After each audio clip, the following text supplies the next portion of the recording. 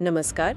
आज हमारे पास विश्लेषण के लिए एक काल्पनिक काफी सनसनीखेज अपराध कहानी का स्रोत है। इसमें टीवी स्टार शेफाली जरीवाला का नाम भी जुड़ा है। हाँ। इस काल्पनिक कहानी में शेफाली के पति बिजनेसमैन रजत मल्होत्रा की उनकी जुहू अपार्टमेंट में हत्या हो जाती है और शक की सुई सीधे शेफाली और उनके कथित प्रेमी आर्यन खन्ना पर जाती है। तो चलिए इस फिक्शनल मामले की तह तक चलते हैं। बिल्कुल।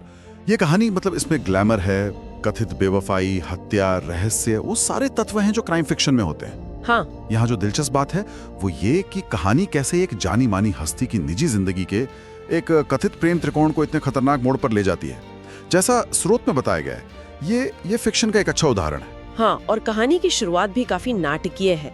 स्रोत कहता है कि 30 जून की रात को पड़ोसियों ने तेज झगड़े की आवाज सुनी। अच्छा। हाँ, और कांच टूटने की भी आवाजें आई। फिर पुलिस जब पहुंची तो रजत मल्होत्रा बेडरूम में मिले मृत, चाकू के कई घावों के साथ। घटनास्थल का मंजर भी मतलब कहानी में काफी विचलित करने वाला बताया है। टूटी शराब की बोतलें, खून से सना बिस्तर, लिपस्टिक के निशान, ये सब एक हिंसक टकराव की तरफ इशारा करते हैं। सही। और सबसे बड़ी बात, शेफाली वहां थी ही नहीं, गायब थी। हाँ बिल्कुल। और जैसे जैसे जांच आगे बढ़ती है, कहानी में एक संभावित मकसद सामने आता है, विवाहेतर संबंध। अच्छा। कहानी के मुताबिक शेफाली का आर्यन खन्ना नाम के एक स्ट्रगलिंग एक्टर के साथ अफेयर चल रहा था। कहा यह गया है कि रजत को इसकी भनक लग गई थी और उन्होंने शेफाली को मतलब सरेआम बेइज्जत करने और तलाक देने की धमकी भी दी थी। ओहो। फिक्शन में अक्सर क्या होता है ना, ऐसे हालात जहाँ शोहरत, पैसा, रिश्ते दांव पर हों, वो कहानी को एक विस्फोटक मोड़ दे देते हैं, जैसा यहाँ दिखाया गया है। बिल्कुल। और यहाँ से कहानी और उलझ जाती है ना? स्रोत के अनुसार पुलिस को घटनास्थल पर मिले एक शराब के ग्लास पर आर्यन के फिंगरप्रिंट्स मिले।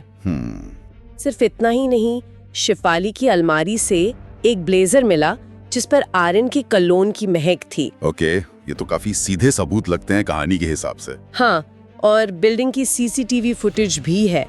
उसमें शाम 7 बजे शेफाली और आर्यन साथ अंदर आते दिखे। अच्छा। लेकिन रात करीब 11:15 बजे सिर्फ आर्यन बाहर निकलता दिखा। सिर्फ आर्यन, शेफाली नहीं। ये सारे डिटेल्स कहानी में सस्पेंस बनाने के लिए इस्तेमाल किए गए लगते हैं। हाँ बिल्कुल।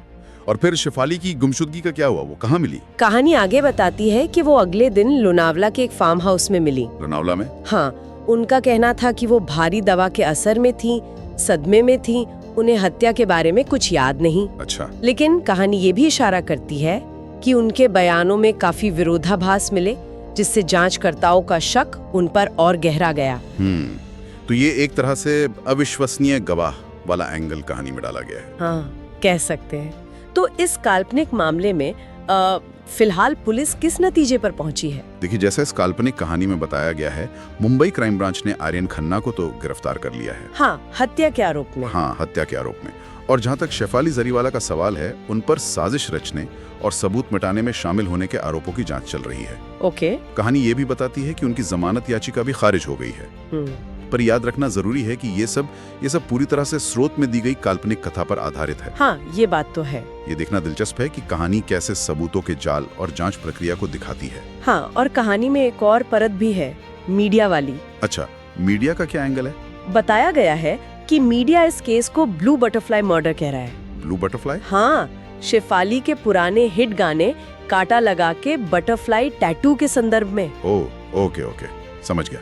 सोशल मीडिया पर भी खूब अटकलें चल रही हैं और सुनने में आया है कि इस पर एक डॉक्यू क्राइम सीरीज भी बन रही है। मतलब अपराध पर आधारित डॉक्यूमेंट्री जैसी सीरीज। हाँ, ये दिखाता है कि फिक्शन में भी सेलिब्रिटी से जुड़ी अपराध कथाएं कैसे सनसनी फैलाती हैं। बिल्कुल।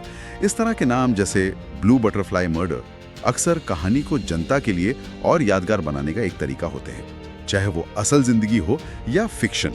ये दिखाता है कि स्रोत किस तरह सेलिब्रिटी कल्चर और अपराध के प्रति जो सार्वजनिक आकर्षण है, उसके इंटरसेक्शन को एक्सप्लोर कर रहा है। सही कहा। तो संक्षेप में कहें तो ये काल्पनिक स्रोत एक उलझे हुए प्रेम त्रिकोण की कहानी बुनता है, जिसमें ग्लैमर है, धोखा है, हिंसा है, ये सारे तत्व शामिल हैं। कहानी के अनुसार फिलहाल आर्यन खन्ना मुख्य आरोपी हैं और शेफाली जरीवाला साजिश के शक के घेरे में। तो आज की इस चर्चा को यहीं रोकते हैं।